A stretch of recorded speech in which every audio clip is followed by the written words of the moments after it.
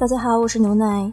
刚进入古老森林的萧炎一行人一路上顺畅到不可思议，直到小医仙突然停下道周围起毒物了，众人紧绷的心才放下了一半。就说这人类境地怎么可能会如此平静嘛？好在有小医仙，不过区区毒物而已。服用了小医仙特制的避毒丹后，萧炎他们重新启程。只是事情真的这么简单吗？随着萧炎一行人的深入，周围的毒雾也是越发的浓厚了。伴随着周围越来越多的凄厉惨叫，萧炎也见到了不少的尸体。起初萧炎并没有怎么上心，直到他看到了一具斗尊强者的尸体，才意识到了不对劲，这毒瘴有问题。因为斗尊实力的强者已经能够利用斗气将全身包裹得严严实实，寻常的毒气根本就奈何他们不得。小医仙很快也意识到了这个问题，只见他玉手抓了一把面前的那些毒气，竟是直接将它们吸入了体内。不多时，小医仙的娇躯猛地一颤，旋即脸色变得十分难看。怎么了？见到小医仙这般，萧炎连忙问道。小医仙轻吐了一口气，轻声道：这些并非是毒瘴，而是毒虫。毒虫？萧炎懵了，仔仔细细地看了看面前的毒物，并没有发现任何不妥，好险没给他看成斗鸡眼。还是小医仙出声解释道：这些毒虫非常的小，小到肉眼都是看不见的地步，它们漂浮在森林里，伴随着人的每一次呼吸钻入人的体内，而我的体质特殊，它们一进入我的体内便是会被毒死。先前没有发现是因为吸入的较少。说到这里，小医仙停顿了一下，看了看众人后才接着道：现如今你们的体内恐怕也有这些东西的存在。听到这话的萧炎等人都是忍不住的倒吸了一口凉气，汗毛竖起来了2秒钟后，萧炎果断给自己来了一个异火焚身套餐。好家伙，这不烧不知道，一烧起来其体内竟然响起了令人头皮发麻的吱吱叫声。毒虫们临死前的悲鸣令得萧炎脸色一阵发青，这该死的东西。只见萧炎一边吐槽一边屈指一弹，将那些个毒虫的骨灰从指尖喷射了出去。确认自己烧了个彻底后，萧炎翻手击掌给青灵、彩灵他们也安排上了焚身套餐。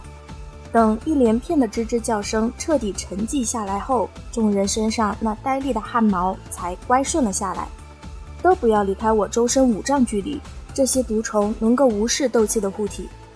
目光警惕地扫过四周，萧炎张嘴吐出一团紫褐中带着一丝森白的异火，令其悬浮在头顶，覆盖住周身5丈。之后才松了一口气，暗自道：这莽荒古玉果然名不虚传啊。好在这次发现的及时，要是等到体内的毒虫累积到一定数量，那不死也得残啊。不过机遇总是与危险并存的，握了握拳头，萧炎目光火热地望着古玉深处，他知道自己必须得加快速度了。有异火的护航，萧炎他们之后的路走得很是顺畅，不多时便是冲出了毒瘴。闪身掠上一旁的巨石，目光往前一扫，就见一道足有数百丈庞大的天剑出现在了众人面前。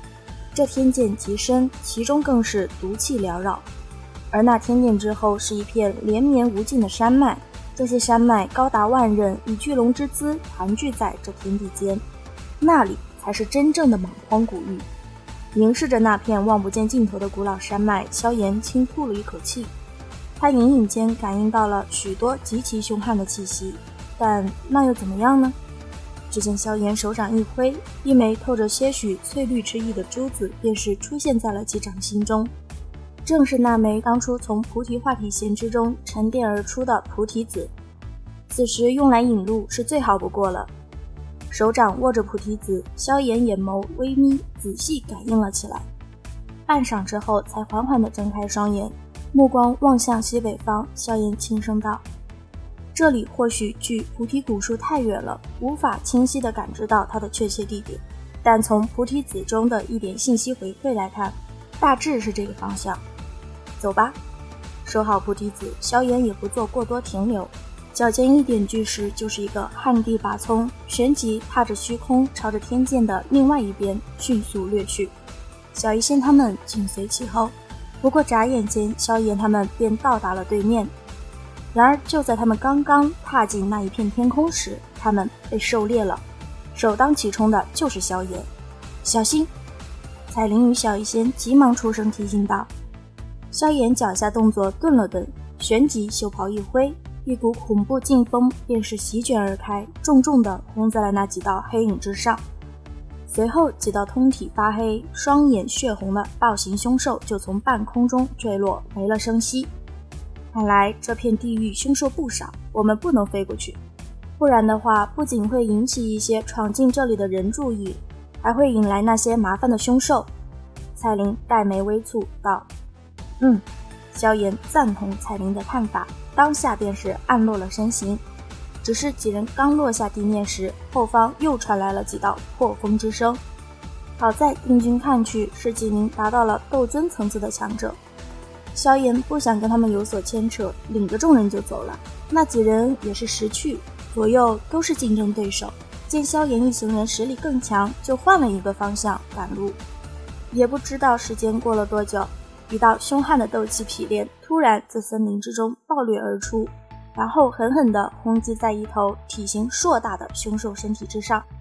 那凶兽惨叫都没来得及吼出就死了。被毒死的没痛苦多久。就在这头巨大凶兽倒地时，几道身影缓缓地自森林中行出。还好这里的凶兽抗毒性并非高到不可对付的地步。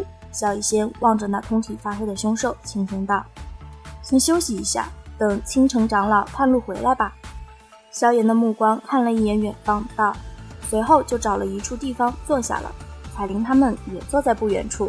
小医仙就近走到一处石头旁，盘腿坐了下来，随后道，这菩提古树的诱惑力太强，即便是那些远古种族都不会轻易放弃，更何况其他的那些大势力。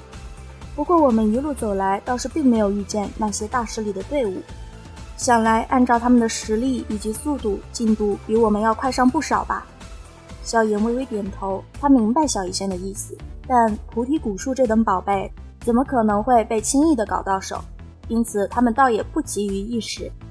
正沉吟间，青城长老回来了。青城长老如何？萧炎抬头问道。前面倒是没有什么太过危险的地方，不过我遇见了一支队伍，我暗中观察了一下，应该是天明宗的人。青城长老道。天明宗的人？